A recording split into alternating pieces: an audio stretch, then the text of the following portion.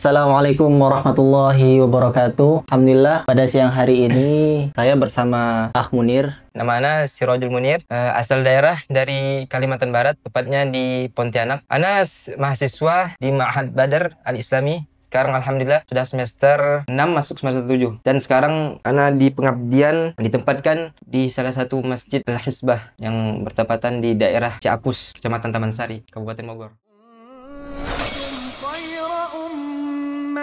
أخرجت للناس تأمرون بالمعروف وتنهون عن المنكر وتؤمنون بالله. Munir ingin berbincang-bincang ya di podcast yang diadakan insyaallah secara rutin di Masjid Al-Hisbah. Mana kabarnya nih, Ustaz? Insyaallah. Alhamdulillah khair. Tapi jangan panggil Ustaz ya. Anak seorang ponti ilmu aja. Oh, Masya Allah. Belum pantas dipanggil Ustaz. Mungkin akh aja ya. Al-akh aja. Hmm. Ahsan. Kita kan hidup di zaman yang Masya Allah ya, terjadi banyak fitnah yang bertebaran. Karena mungkin faktor yang pertama HP ya, terus pergaulan. Nah, sebagaimana penting bagi antum ilmu agama di zaman ini. Baik, barakallahu fikum. Cara tentang belajar ilmu agama ya. Kita bahas tentang belajar dulu. Semua manusia harus belajar ya. Benar. Baik dari kecil, dewasa, maupun tua. Nggak terpaut dengan umur. Ini belajar itu. Mungkin orang yang ingin hijrah gitu, langkah pertama yang harus mereka tempuh itu mungkin ya. Proses belajar ini nggak ada waktu terlambat sebelum kematian. Itu tidak ada lagi cara untuk belajar lagi. Udah mati, udah nggak bisa ya. Menghadapi fitnah dunia atau zaman sekarang ini ya, yang penuh dengan fitnah, syubhat dan syahwat. Syubhat-syubhat tentang agama. Gimana itu maksudnya fitnah syubhat itu? Fitnah syubhat seperti antara sunnah sama bid'ah. Bid'ah adalah sesuatu yang diada-adakan dan sunnah adalah sesuatu yang diajarkan sesuai tuntunan Rasul. Dan sekarang sudah banyak tersebar amalan-amalan yang tidak ada dasarnya dari Nabi Sallallahu Alaihi Wasallam. Seperti syubhat tadi, amal ibadah yang kita kira itu baik tapi tidak diajarkan oleh Nabi Sallallahu Alaihi Wasallam. Begitu juga dengan fitnah syahwat. Ini biasanya terkena oleh para pemuda ya. Fitnah wanita, fitnah iri dengki biasanya. Iri sama orang lain. Tadi masalah syubhat ya. Bukan yang apa yang kita lakukan ini bukan bid'ah. Gimana tuh? Gimana kita tahu bahwa itu syubhat atau pokoknya sesuai terhindar dari itu. Fitnah itulah. Memang Rasulullah pernah menyampaikan kalau nanti pada akhir zaman akan datang suatu masa yang banyak syubhatnya. Rasulullah memberikan kita petunjuk, yaitu Al-Quran dan Sunnah. Jadi kita ada pedoman nih. Pedoman kita terhindar dari syubhat ini, kita kembali kemana? Ada, yaitu kepada Quran dan Sunnah. Kita cek lagi, di dalam Al-Quran ada nggak amalan tersebut nih yang kita kerjakan nih? Atau kalau nggak ada di Al-Quran, biasanya dijelaskan di hadis Nabi SAW. Biasanya dijelaskan di situ biasanya. Bukan hanya pendapat si fulan karena amal ini baik maka kita kerjakan, bukan. Kita kan mengikuti Nabi SAW. Benar. Tiba ya. Tiba Rasul. Gitu. Yang selain dari fitnah syubhat sama syahwat yang tadi udah antum sebutin.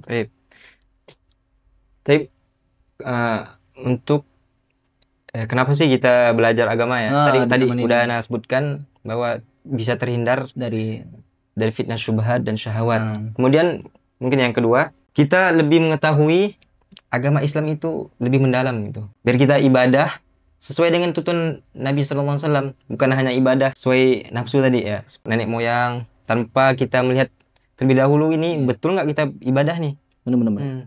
Harus sesuai tuntunan Nabi SAW. Kemudian sebagai benteng kita juga ya, dalam menghadapi fitnah akhir zaman ini. Banyak anak muda ya, terlebih anak muda yang terfitnah dengan masa mudanya, yang mana mereka tergiur dengan nikmat dunia sehingga lupa dengan belajar ilmu agama. Jangankan ilmu agama, ilmu dunia juga mereka meninggalkan, seperti bolos misalnya. Apalagi ilmu agama ya.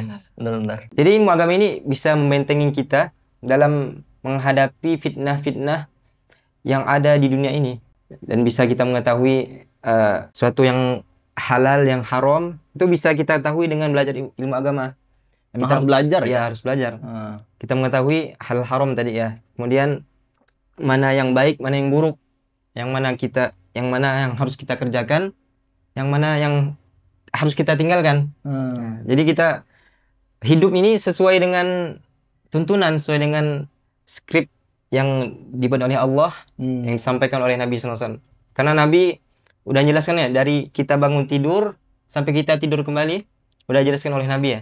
Iya, semuanya ya. Tata cara kita bermuamalah, ibadah, semua udah jelaskan oleh Nabi SAW. Muamalah sama Allah sama manusia juga Ya, nih. udah semua. Dari belajar itu kita tahu dari belajar ilmu agama tuh Tat ya. Ya, dari belajar ilmu agama. Tanpa itu udah kita seperti ya Allah gambarkan seperti hewan ternak. Kalau Ya, nggak makan belajar, minum doang, makan minum, udah tidur. tidur sudah jelas sudah. Terus kalau orang awam kan pengennya ini, Tat, mereka tuh apa namanya, maunya cuma dengar dari ulama-ulama yang mereka tuh udah yakin kalau ulama tuh belajar dari yang ahlinya gitu. Gimana tuh? Ya memang prihatin sekali ya melihat melihat kaum muslimin dalam zaman sekarang yang hanya mengikuti ya nenek moyang. Mana nenek moyang itu mengerjakannya, mereka juga mengerjakannya. Jadi tanpa melihat dalil terlebih dahulu. cross check mungkin ya. Tanpa cross check dulu. Jadi mereka lihat penyampaian ustadz itu baik, enak, sesuai dengan nafsu mereka, udah mereka kerjakan. Itulah fitnah syubhat ya. Fitnah syubhat banget, insyaallah. Emang- Mengerikan sekali itu. Kadang lebih ngeri ya. Mengerikan. Ancaman-ancaman bagi pelaku yang terjerumus ke syubhat ini. Ya mungkin antum tahu ya. Agar kita lebih berhati-hati gitu. Baik. Sebagaimana hadis Nabi SAW ya, yang di hadis Arba'in, wa man waqa'a fi syubhat, dan siapa yang terperangkap dalam perkara syubhat, waqa'a fil haram, maka dia akan masuk pada sesuatu yang haram misalnya. Seperti pengembala kambing, ya itu dalam hadis Nabi SAW, yang bergembala di daerah tanah larangan. Ditakutkan dia masuk ke tanah larang tersebut. Itu makanya fitnah syubhat ini sangat bahaya, bisa masuk ke dalam perkara yang haram. Sebagaimana hadis Nabi SAW yang tadi Anda jelaskan. Mungkin juga ya tadi ya, orang yang pelaku syubhat ini kan, mereka ngerasanya nih benar, Ya, betul. sesuai dengan agama gitu. Makanya jadi mereka melakukan ini itu dengan senang hati, karena kayak mereka ngira tuh dapat pahala gitu. Mungkin ini yang bikin fitnah syubhat ini lebih parah dari syahwat mungkin ya. Betul. Karena fitnah syubhat ini mereka ngikut hawa nafsu. Hawa nafsu mereka. Karena ngikut sesuai dengan hati mereka ini baik, dah mereka ikut tanpa melihat dengan dalil, dengan nas-nas yang jelas. Mereka hanya ikut hawa nafsu. Karena dalam Al-Quran ya, innan nafs la'ammaratun bisu. Semuanya nafsu itu menjerumuskan pada perkara yang perkara yang buruk. Karena itu fitnah syubhat sangat bahaya sekali. Terutama insyaallah. Nah, kita udah terlalu jauh nih, Tat. Oh ya. Kembali ke topik utama tadi ya. Gimana tuh menurut antum pendidikan agama di zaman ini? Pendidikan agama ya, insyaallah.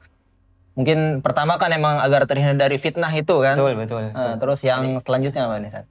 Kemudian dalam mempelajari agama, terlebih untuk anak-anak muda ya, yang banyak kita lihat pada zaman ini, anak muda udah mengikuti tren-tren sekarang, tren-tren yang buruk pastinya ya. Buruk pastinya.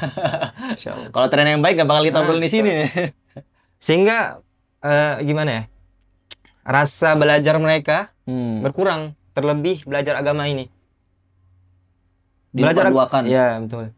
Belajar agama ini sangat penting dalam gimana ya, dalam membentengi diri kita pada zaman sekarang ini, zaman penuh fitnah, zaman akhir zaman yang penuh dengan ya fitnah, yang tadi kata fitnah syubhat, fitnah syahwat. Para pemuda yang banyak, jarang sekali kita lihat gimana mengikuti kajian ya, kecuali anak pondok ya. Anak pondok udah pasti biasanya ikut, tapi kadang-kadang juga sebagian anak pondok walaupun udah di pondok nih masih juga keluar, walaupun lingkungan mereka kan lingkungan ilmu semua kan, kadang mereka keluar juga nggak tahan sama itu fitnah dalam menuntut ilmu itu. Rasa malas. Bosan juga mungkin. Rasa bosan juga. Jadi tadi yang udah antum sampaikan ya. Jadi tujuan kita, kenapa kita harus belajar ilmu agama gitu ya di zaman ini, kata antum tadi untuk terhindar dari fitnah, syahwat sama syubhat. Terus tadi untuk membentengi diri ya. Perdalam juga. Memperdalam juga. Itu memang sebegitu pentingnya ilmu agama mungkin sangat penting. untuk umumnya kalau muda mungkin ya, yang terlebih anak muda ini. Anak muda.